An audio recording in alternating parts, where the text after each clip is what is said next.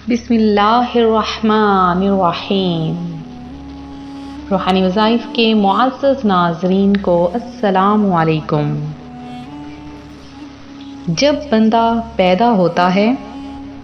اس کی خواہشات محدود ہوتی ہیں، جیسے جیسے عمر زیادہ ہوتی جاتی ہے تو لوگ اپنی خواہشات کو بڑھاتے جاتے ہیں، اور خواہشات بھی ایسی جو کہ نہ ختم ہونے والی۔ اللہ پاک اپنے بندے کو اپنی عبادت کے لیے دنیا میں بھیجتا ہے، لیکن انسان دنیا کے کاموں میں لگ کر ہر چیز سے منہ پھیر لیتا ہے، اور اس کا دل دین سے دوری اختیار کرتے ہوئے دنیا کے کاموں میں لگ جاتا ہے۔ اور اس کے بعد پھر کیا ہوتا ہے کہ بندہ مکمل طور پر دنیا دار بن جاتا ہے، نہ اسے نماز کی فکر رہتی ہے، نہ اسے کسی اور چیز کی فکر رہتی ہے،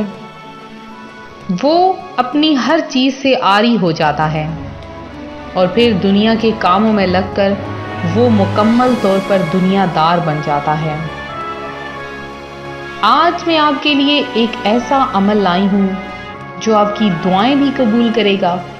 آپ کی آخرت کو بھی سنوارے گا، دنیا کو بھی سنوارے گا، اور اللہ پاک بے شمار رزق عطا فرمائے گا۔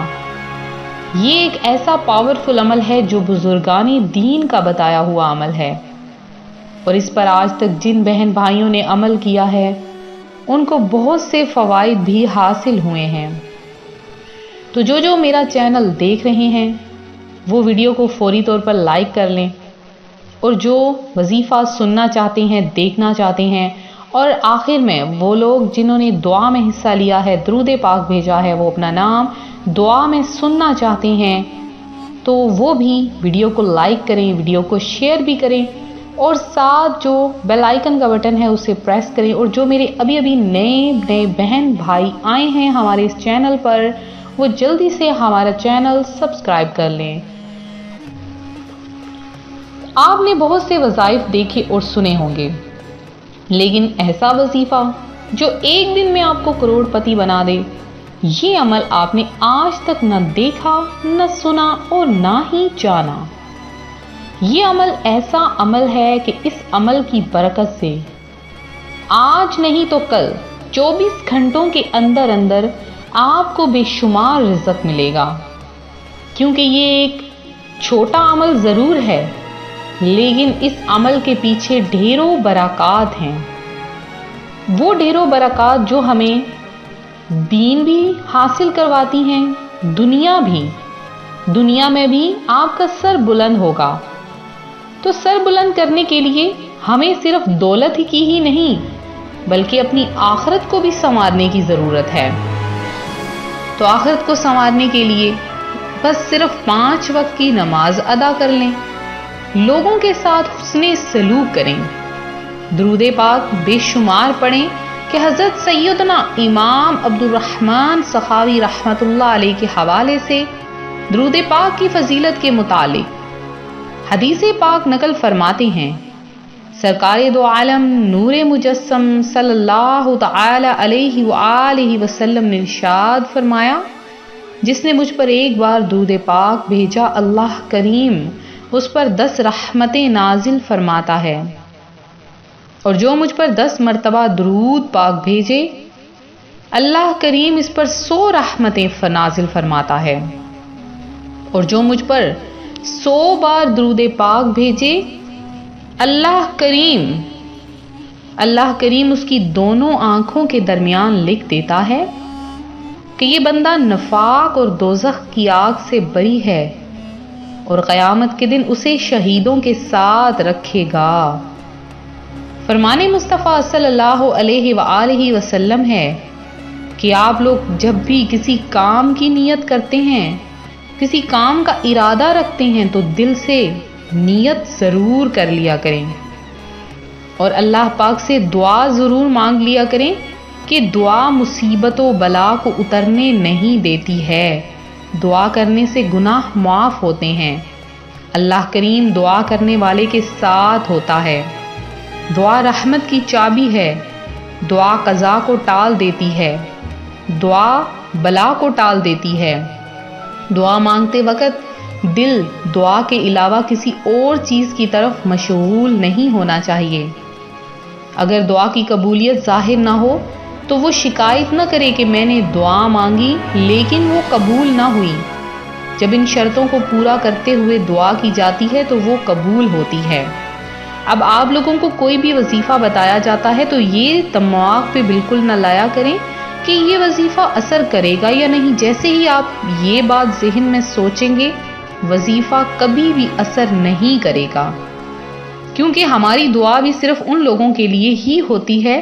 جو یقین رکھتے ہیں۔ تو قبولیت دعا کے اوقات کے بارے میں بھی سن لیں